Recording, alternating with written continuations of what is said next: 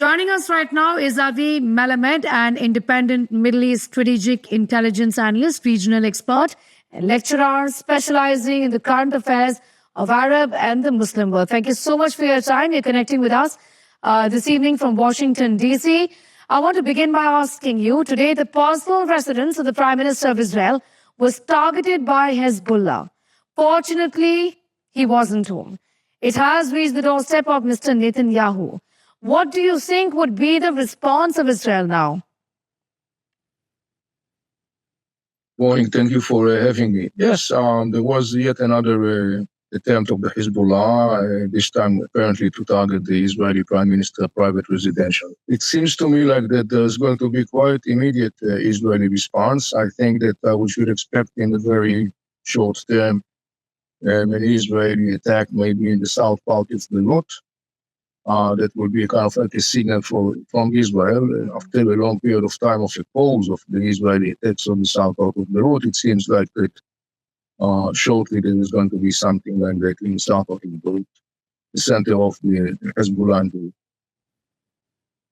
Right. Israel in a statement has said that they can reach any target they want. It seems like the Hezbollah has also managed to penetrate and hit with precision, isn't it?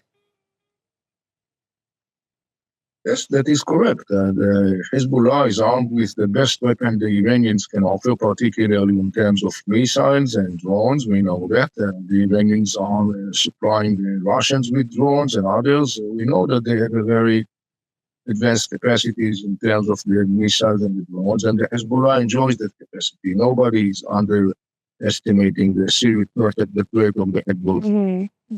Nobody is underestimating this. A senior official of the Israeli government has said that Iran tried to eliminate Netanyahu. This assumes a great deal of significance today. Earlier, some reports have said that Israel has agreed not to target Iranian oil facilities and nuclear sites. After the attack, don't you think this option is now back really on the table? I don't think so. It's not a personal matter in the end of the day. What I look at the Iranian attack that Hezbollah was carrying, remember that right now it is actually an Iranian general who commands Hezbollah in Lebanon after Israel has eliminated all the senior leadership of the Hezbollah. Mm-hmm. So now the Hezbollah is directly operating under the guidance of an Iranian general. But one way or another, it's obviously that the Hezbollah, in the end of the day, is an arm of the Iranians. So the attacks of the Hezbollah on Israel is to a large extent an Iranian attack on Israel, anyway. But I don't think that necessarily that will result in an Israeli counter-reaction focusing on the oil infrastructure, on the Iranian nuclear facilities. I think that in that regard, there is an understanding between Israel and the United States that Israel will refrain from targeting those targets. So with the assassination of Yahya Sinwar, is the Hamas story finally over in your sense? No, Hamas story is not over. Hamas is not going to disappear. It's going to be part and parcel of the Palestinian people. The big question, of course, is what the Palestinian people are going to do following the disaster that Hamas has inflicted upon Gaza Strip by launching the war on Israel on October 7th. So I think that right now it's an open question, but I think we should be realistic in understanding.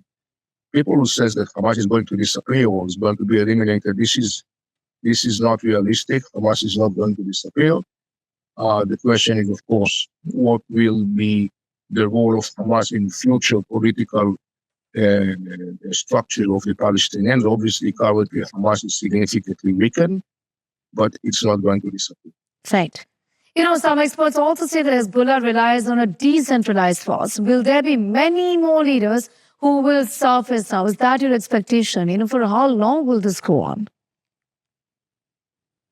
Well, in the end of the day, there is always someone who, step up from the ranks and fill the vacuum. And as I mentioned before, currently, the Iranians understand that one of the major challenges of the Hezbollah is that it has lost all of its senior and middle-level military chain of command, or most of them, which significantly damage and sabotage and neutralize Hamas military capacity. So that's the reason why the Iranian rushed to send general, the second in command of a Quds force, to take leadership over Hezbollah and to guide the organization at this point. So I would guess that at some point we will see other figures coming from the ranks of Hezbollah to fill the void. But yet again, the people that Israel has eliminated, the military commander of Hezbollah, as well as the political one, of course, including the Secretary General Hassan Nasrallah, that has caused a very significant damage to the Hezbollah. It will take time for the organization to recover from that. And in parallel, we should also note that the Lebanese are more and more demanding very clearly from the Hezbollah to disarm itself. And to end the chapter where the Hezbollah in Iran actually were able to dictate their will and interest upon the Lebanese by terrorizing.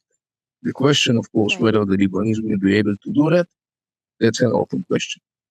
Lastly, I want to ask you, what really is the message, in your opinion, that Iran wants to send by targeting the residents, targeting Benjamin Netanyahu like they did? Iran is currently in a very challenging situation. Two of its most significant proxies, Hamas in Gaza Strip and Hezbollah in Lebanon, are severely beaten. Iran is bracing for what's supposed to be an upcoming Israeli attack, which is likely to be very significant, even though apparently I don't think Israel will attack necessarily the oil infrastructure or the nuclear sites, but still there are many targets that Israel could attack that are legitimate and could cause the Iranian regime a lot of damage. So the bottom line is that the Iranian regime currently is trying to restore its declining deterrence and its declining image of deterrence, which is something very significant in our region. The Iranian regime is trying to signal that it's still around, though his proxies have sustained some major blow. He has no intention to give up its hegemonic vision. So right now, this is, I think, the major thing that guides the Iranian policy vis-a-vis the situation currently. All right, Avi Melamed, thank you so much for your time, your insight, and thanking you for your perspective on that big story that you're tracking from West Asia.